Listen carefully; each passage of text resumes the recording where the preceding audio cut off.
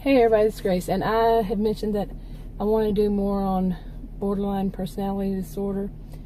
Well, let me tell you, the more I, just as I said, the more I get into it, studying it, which has not been that often, I admit, lately, but the more I do, in just reading a little bit of it, I am remembering what I had learned and what I have seen. Remember, I know 2 people who are diagnosed with borderline personality disorder. So, yeah, and one thing is, it's a lot. And I remember now being a critic of it myself, it encompasses too much.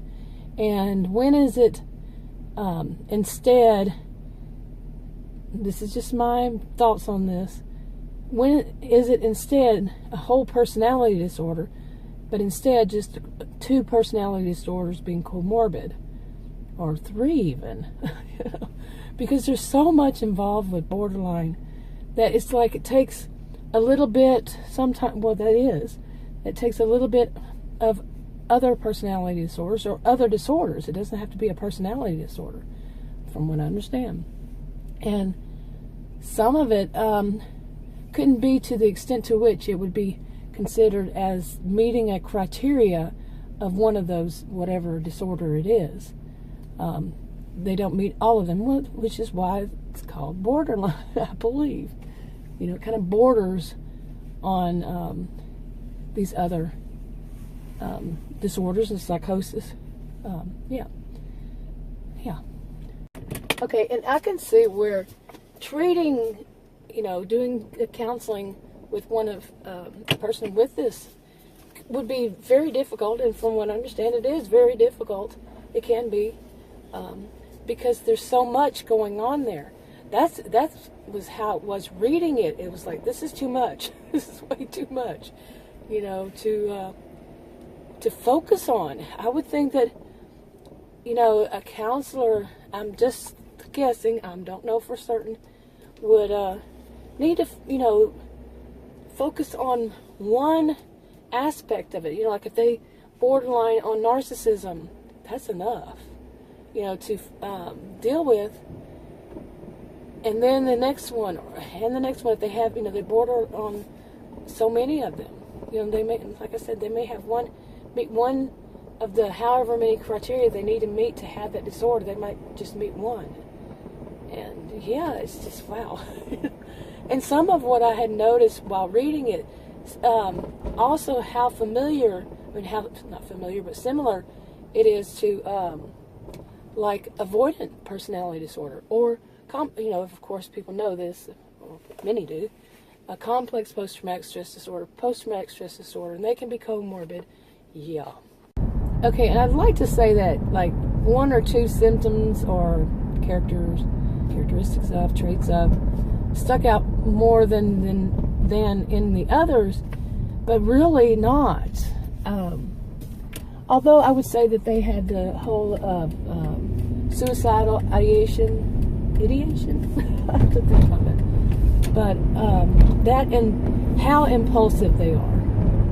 Okay, but to me the impulsiveness also I think is in, I could be wrong, histrionic personality disorder, but I could be wrong on that. So, like I said, like it is, they border on these, and then so much more.